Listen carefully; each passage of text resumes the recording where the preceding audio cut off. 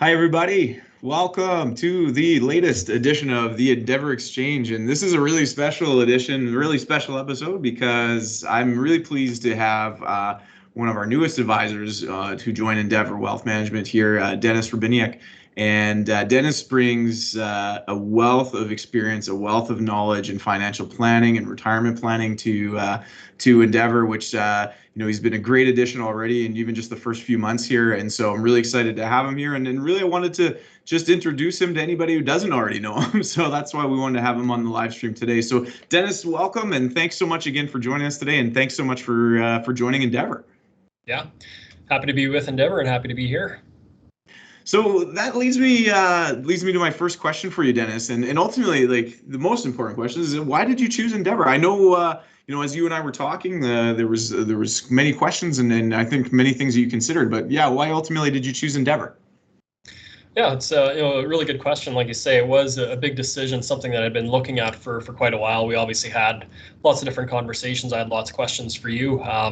It's kind of as I was doing my homework. Looking at different options, it really kind of stood out to me that Endeavour was probably going to be the best fit, not just for myself, but also potential for future clients as well. As I started talking to you, working in the industry, I've been, in this job for about 15 years. I have a lot of contacts in the industry. So they were one of the first sources I went to, and I was happy to get a lot of positive feedback about yourself and about the firm as well. So spoke quite well to yourself and Endeavour, and definitely steered me towards you even further. So one of the other things as well is that shortly after the first time we talked, I think I saw you on BNN. I was looking through their website and happened to see an article and saw the thumbnail for a video, and it's like, is that Grant? And I was pretty impressed that you were on national TV, and somebody I just talked to and considering working for is getting exposure on national TV. So that went pretty far, and it was quite impressive. And more we talked, more I found out about Endeavour. Just seemed like it was a good fit. Found out all the awards you've won, the firm has won as well. So a lot of these factors kind of steered me towards Endeavour as opposed to other places. And then, as we talked, just realized that, Endeavour is probably going to allow me to be the advisor that I wanted to be, and also be able to do a better job for clients going forward. Having an assistant here is going to be a game changer for me. It's going to really free me up from a lot of the paperwork that I have to do that really took a lot of my time. So look forward to being able to spend more time servicing clients, reaching out to them, building those better, strong relationships. Another part that I think is going to be a good fit here is just having and also something that's going to allow me to give better services, dealing with a more manageable client base. Smaller group of clients that be able to service better and take care of everybody a lot better, just by having fewer clients and more time to service everybody, because I'm not dealing with as much paperwork. So those are definitely a couple of the issues or items that really steered me towards Endeavour. Another thing that I think it's really going to be a win for future potential clients is just having a team of specialists here to support and enhance the advice and service that I have been giving. Instead of being a jack of all trades, have the specialists that can really enhance the service and the advice that I give to individuals going forward. Yeah, it's funny because I know, like, I often refer to many advisors as like a Swiss Army knife, and like I would probably describe like your skid as you are a Swiss Army knife, but it's nice to get focused in on the things that you really think that that you enjoy doing, and the things where you add real value for your clients. So yeah, having that opportunity was something that we always wanted to build in here at the group here. Yeah, and a few other things. Fees are obviously important now in the industry. Everybody's concerned with fees, and wanted to make sure that the way the fee structure worked, there wouldn't be an additional fees for somebody to deal with me here. So that was definitely something that was important that I did my homework on, and happy to find out how the fee structure works, and then it's something that's not going to be expensive for clients to deal with me.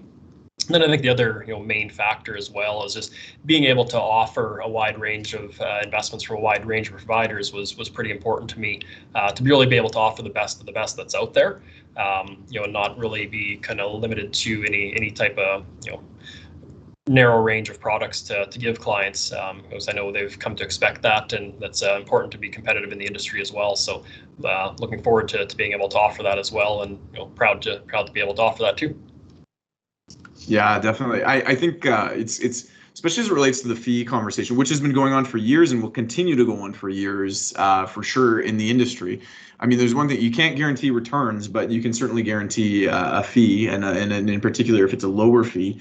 And so those are the guarantees that you can offer to a client, in which case, as we know, the less our clients pay, the more the returns will be at the same time. So that's really good. I'm glad you checked out the BNN spots too, because given that we're on CJOB 680 here in Winnipeg quite regularly, every day actually, multiple times a day. I've often been criticized of having a face for radio, but like you can attest to the fact that I in fact look good on TV as well. So that's good. Yeah. Well, that's good, Dennis. And I think for all those reasons, I mean, I think those are the things that we really pride ourselves on here at Endeavour Wealth Management. And, obviously with our, with IA Private Wealth, we're able to deliver that complete service offering. Now, for those of the viewers who haven't met you, tell us a little bit about yourself and what you like to do away from the practice. Because, obviously we love hearing about the type of work that you do for your clients. But, I think people want to know who you are as well at the same time. So what does life look like outside of this office? Yeah, well, first and foremost, I'm a family man. I've been married for 11 years and counting to my beautiful wife, Susan. We've got 2 girls that are 8 and 6 years old. So we got Claire and Jillian. So, definitely takes a lot of my time, away from work, spending time with them, taking care of them, raising them. And, something that I enjoy as well and means a lot to me as well. Beyond work and taking care of the family, some of my passions, definitely I'm a sports fan, whether it be playing or watching. So even from a young age, I kind of fell in love with golf, kind of been golfing since about 12 years old. And that's one of my favorite things to do during summer. Don't have as much time to do as I used to, but still whenever able to get out, really enjoy it. And I kind of find it seems like the closer I get to the hole, the worse my game gets. Off the tee off pretty nice, but on the greens not so well. So I'm sure lots of people can relate to that. Aside from golf, big hockey fan, whether again watching or playing. Played hockey all through high school. Knew that I didn't have an NHL career destined for me, but now I still at least get to get out on Friday nights and play some rec hockey with the guys, which is a nice escape and really enjoy good exercise, everything like that. So nice to still be able to strap on the skates and get out there and put a couple pucks in the net. Yeah, like hockey's like life. We all end up at the same spot eventually, right? Yeah, pretty much. We're all weekend warriors when it comes down to it. Pretty much nowadays, yeah. Just hope we don't injure ourselves on the weekend. Yeah. And aside from golf and hockey, football fan as well. So big supporter of the Bombers. Looking forward to another season kicking off with them, defending the championship. Used to play some touch football, don't anymore. In the NFL, I'm a Raiders fan, so I've endured many down years and a few ups here and there, but stick with it long term. Yep. Got the long-term mindset. So those are a couple of those hobbies. Aside from that, one of my other passions, something that actually really influenced me and kind of got me moving in the investment industry, is actually I had an interest in video games from a young age, and that kind of sparked an interest in investing, which in turn kind of led me down this career path. So, I've had investments in video game companies for quite a while. A lot of those have grown over the years. Still enjoy playing video games and look forward to maybe PlayStation 8 or 9 when I retire. I'm sure that's probably where we'll be at. So, what game are you playing primarily right now? I've been a Grand Theft Auto fan for quite a few years. If it's not that, then it's probably racing games. Gran Turismo, Need for Speed series are probably two of the top things that I spend my time on. So yeah, right on. Awesome. Good stress releases. And aside from all of those, definitely a big music fan as well. Find I'm always listening to music. Lots of times I just have headphones on doing stuff around the house instead of watching TV. And even played guitar growing up. Don't play it as much. But even play a little bit drums here and there. But I've always had a love for music. I don't really look the part, but I'm actually a bit of a closet metalhead. Metal, hard rock, classic rock, a little bit of rap and hip hop. So pretty diverse, but definitely it's a good escape from some of the pressures of the day and things like that. So it's obviously a passion as well.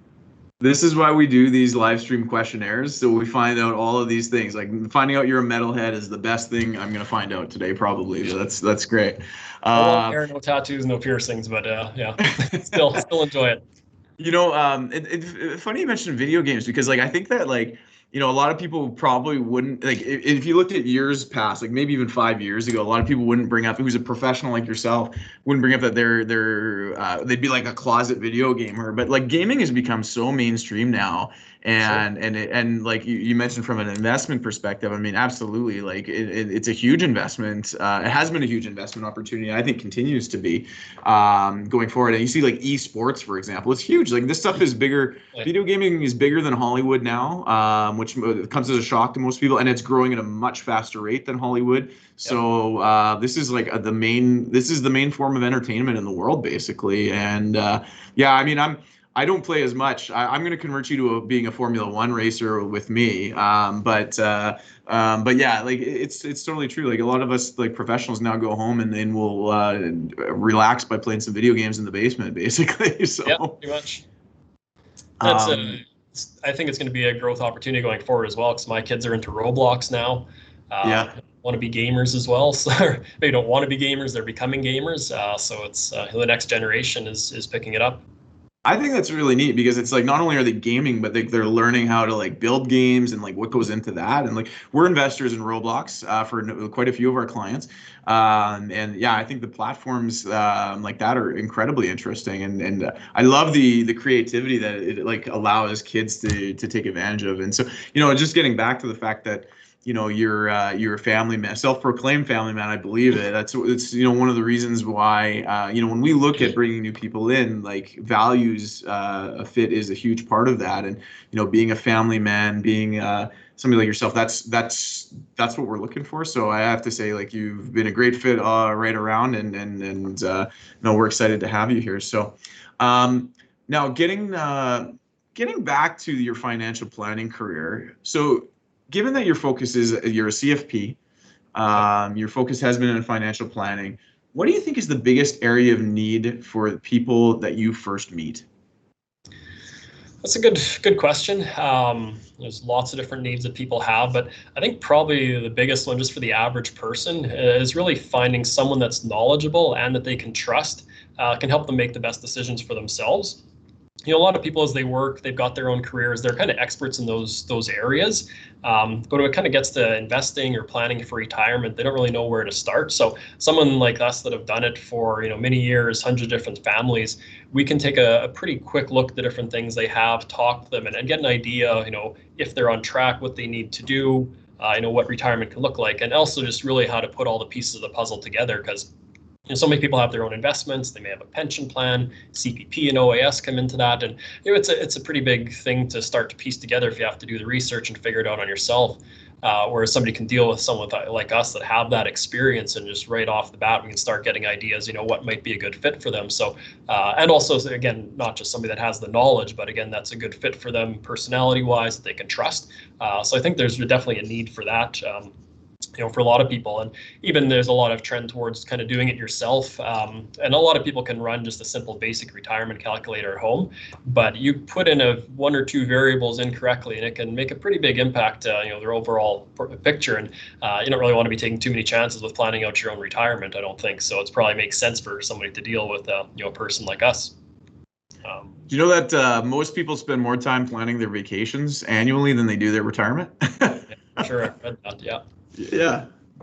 Yeah, I know it's especially when you've been in that career, that field for 20, 30 years. Sometimes people that have been lifelong employees at a certain place, they can have a pension that's potentially worth more than the value of their house. So lots of times we hear, buying a house is your biggest financial decision you'll ever make. Well, potentially dealing with that pension when you get to the end of the road, that can be as big of a financial decision as buying a house can be. So that's where somebody like us can. And I've seen pension option statements where people have 10, 12, 15 different options. That can be pretty overwhelming for just, the average person. So again, if they have somebody to deal with that can really sort it out, narrow it down, give them the pros and cons, and help them decide, not just make the decision for them, but, see what fits better for them based on, what their thoughts and what their feelings are. I think that's pretty valuable. Yeah, it's interesting you mentioned like the do it yourself and platforms like that, and I think for anybody that's watched me on this segment before, like you probably will know that I am actually an advocate for like robo solutions. Like I think that there is a place for it as a tool, but at a certain level, when it comes to like planning around retirement or things like that, there are a lot of variables that go into these things, and you think about like even a simple one that everybody's going to have to make an assumption on if they're doing a plan is like, what rate of return am I going to achieve in my investments? Well, again, a lot of people tend to be a little bit overzealous there. And then, like, if they assume you're going to get a 7% rate of return per year, it's not that we can't do that. Like, we have many clients who do get 7% plus per year in their portfolios. But, there's a lot of clients who aren't comfortable with the volatility that requires to accomplish. And so if you're going to go for a 7% per year assumption in your financial plan, but then you're a very balanced investor and then you end up averaging 5% per year, for example, that is a huge difference, and your financial plan blows up very quickly in retirement if that's the case, right? So just even having the experience to make the right assumptions, as you put it, I think is a huge thing. Sure. And you mentioned another thing, that decision everybody's going to have to face at some point is when to take CPP and OAS benefits.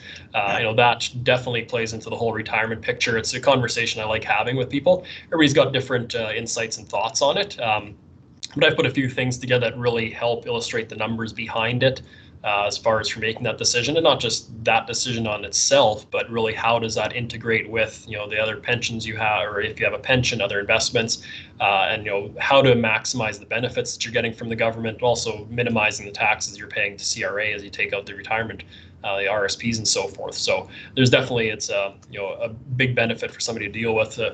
A person like us that can help sort that out, make it simple for them, and get them the best options that'll work for them. Yeah, 100%, absolutely. So, what do you think is the biggest differentiator you have in serving clients going forward? If there's, like, I don't know, maybe one or two things that you think is the biggest difference going forward, what would that be?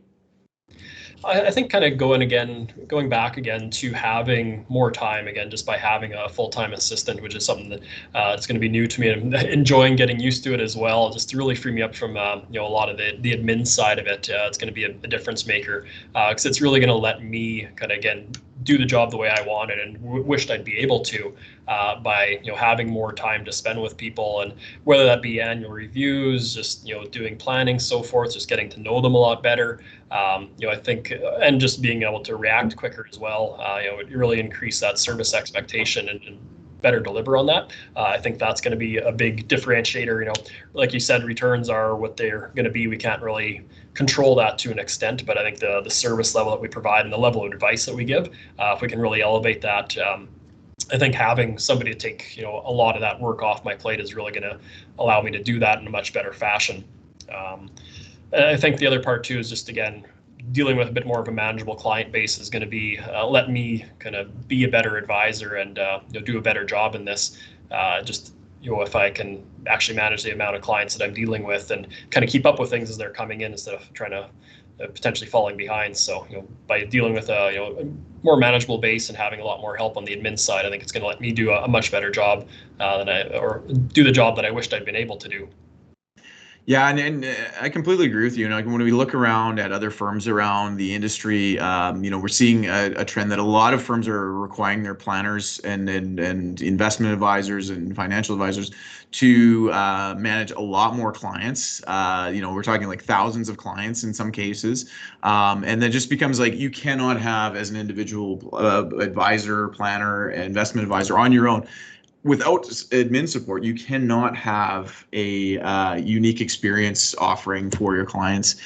You can't focus on them individually like that. So, I think that realistically, and then getting to your point, in order to have like a good personalized relationship where you're providing like customized and personalized plans for people and solutions, the most number of clients you can probably handle is somewhere in that 100, 150, maybe 200 clients range, and so that's just the way it works, because if we're looking to create those plans that are specific to the individuals, there's only so many hours in the day, so you have to be able to limit that. And I think to your point, like your ability to create those plans for your clients going forward, you just got a huge leg up, because you're just gonna have more time to focus on those clients and focus on what's important to them. So I think that's huge. Yeah, definitely. Just even meeting with people and talking, having those conversations, that in itself, it doesn't take too much to all of a sudden be an hour and a half, 2 hours into the meeting, just really having good conversations, talking about things. And that's just that part of it. There's preparation work before, admin after work, or after the meeting as well. So really to be able to focus, on just the meeting with the clients part, really will kind of tree me up and give me a better opportunity to serve better, and kind of build better relationships without having to deal with everything else, and again to kind of handle more people in a better manner. Yeah, absolutely. Speaking of that, so when you think about the ideal either individual or family that you enjoy working with, what do they look like? What's the profile of the ideal client for you and client family? Yeah, it's you're probably thinking that I'd like to just throw out a certain number and say, I'd love to deal with, somebody with $1 million, but so again, it's really kind of comes down to that relationship, where it's more so it's a good match between, advisor and client.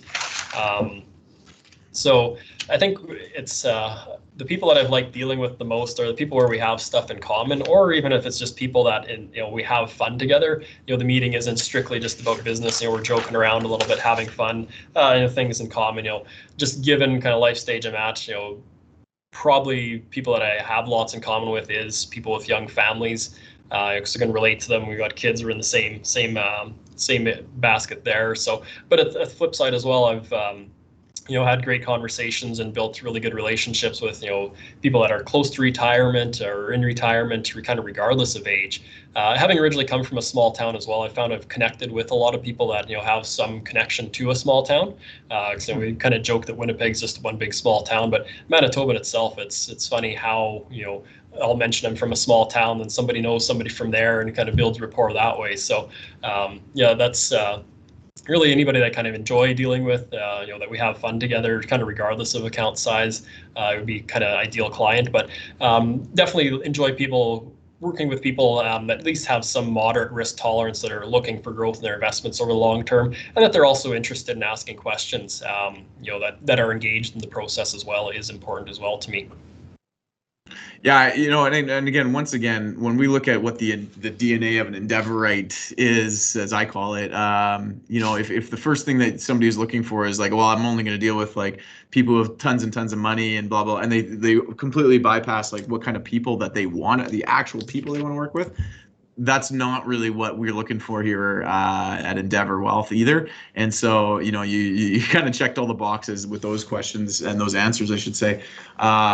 So that's really good. I think some of the things that you and I have talked about, especially as it relates to where you think you add the most value, like you talked about like people getting close to that retirement age, like a little bit like, I don't know, 5 years prior to retirement, kind of in that range group where you think you add a lot of value, I think. And I know you add a lot of value because we've talked about it, but I think that's a really interesting segment because as we know, there's lots of people that frankly, they don't know what to do as they're getting close to retirement. Like they savings is easy. It's not easy. I know that, but that's like they've been building assets through their entire career. Switching gears to retirement, getting ready for retirement, and then into retirement is a totally different animal.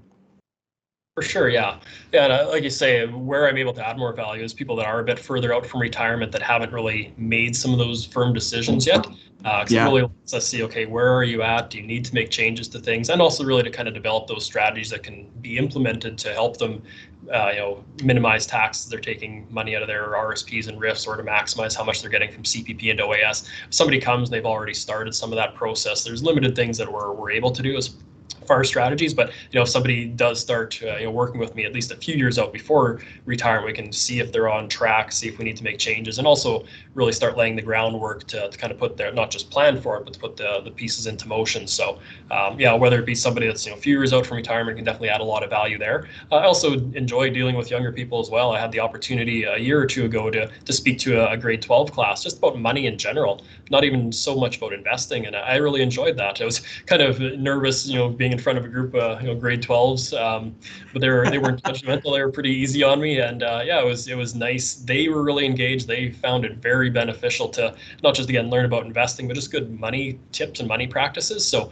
anybody, and I've also had clients that have been younger, and kind of it's nice to be able to give them some knowledge, give them some tips that can really impact them for the rest of their life. And when they're younger, obviously there's more time to implement those strategies and have those tips and strategies help make a big difference for them for the long term. Yeah, you and I share that passion. I mean, I think we both believe that if people can have more education around how to handle money and how to handle like even just basic finances, they're going to be a whole lot better off down the road. Because the last thing we want is to get into that 5 years before retirement and somebody's like, okay, I want to retire in 5 years, but they haven't taken the steps like 10 years prior to that or 15 years prior to that to kind of set themselves up for that. So because it's a whole lot easier the earlier you start, right? It's a whole lot easier to get to where you want to be, and it's like shooting a target, like an arrow at a target, basically, right? Like a minimal difference here makes a huge difference by the time it hits the bullseye. So with that, if you could wave a magic wand, what is one wish you have for all people as it relates to their personal finances? What would that be? Well, like if I could wave a magic wand, I think the obvious answer is for everybody to have like $1 million or something like that. Yeah. The economist in me kind of worries about hyperinflation or things like that. If everybody's millionaires, there might be some unintended consequences of that. So instead, I think it would be kind of along the lines again of having more people having an advisor that can help them, make the best decisions for themselves, or have really. I guess one of the other things that I've found people have found quite helpful is just having a basic understanding of the tax brackets, kind of where they fit into that, because that really helps steer them as far as, okay, should they be contributing to an RSP or a TFSA, and also planning for getting that money out down the road when they're in retirement. So again, it's just kind of that knowledge level and kind of having the education that if it's not $1 million magically showing up in their account, it's having the knowledge so they can equip themselves better to make the right decisions, or work with somebody that can help steer them in the right direction to kind of set them up on a path for a much better retirement.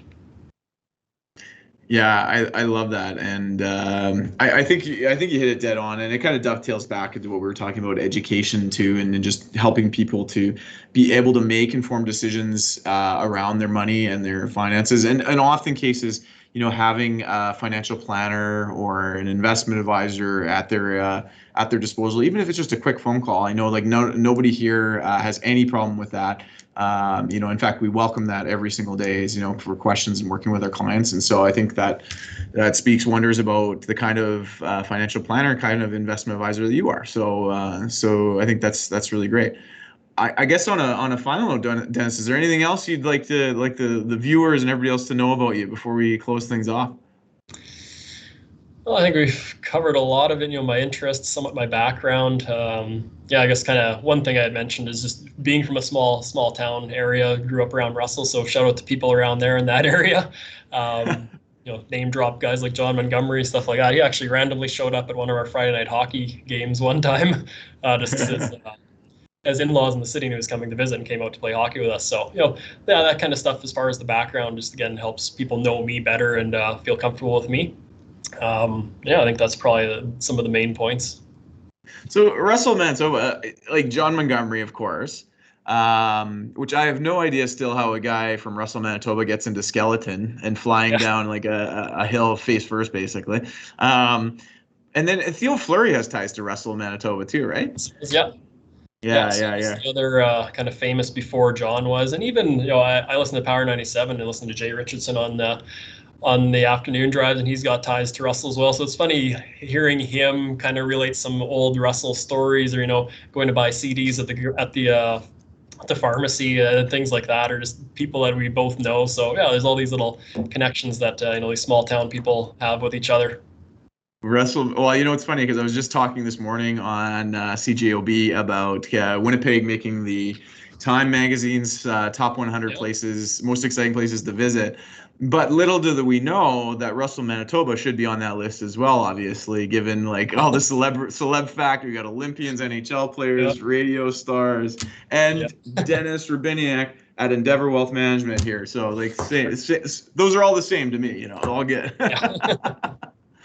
All right, Dennis. Well, I think that's a good place to finish it off. So if people watching want to get in touch with you, what's the best place to get in touch with you? How do they get a hold of you?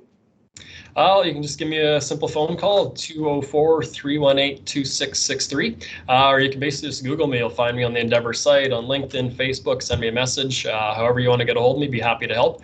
If you don't deal with an advisor already, or if you do and they haven't really helped you understand what makes the most sense for you, I'd be more than happy to take some time and discuss that with you, and I'm sure you'd find it very beneficial.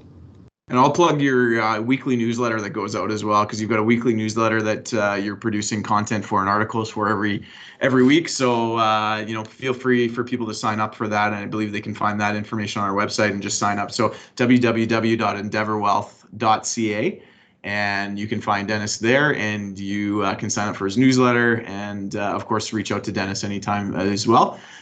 So everybody, thank you so much for joining us today. Dennis, thanks so much for joining us as well. I'm super excited to have you as part of the team here at Endeavour Wealth Management. You've been a great addition so far, and I know you have a very prosperous future ahead of you, and likewise, I'm excited for your clients as well. So thanks so much, everybody. And on that, we'll close things off, and we'll be back in a week or two with another edition. So thanks very much, everybody. Take care.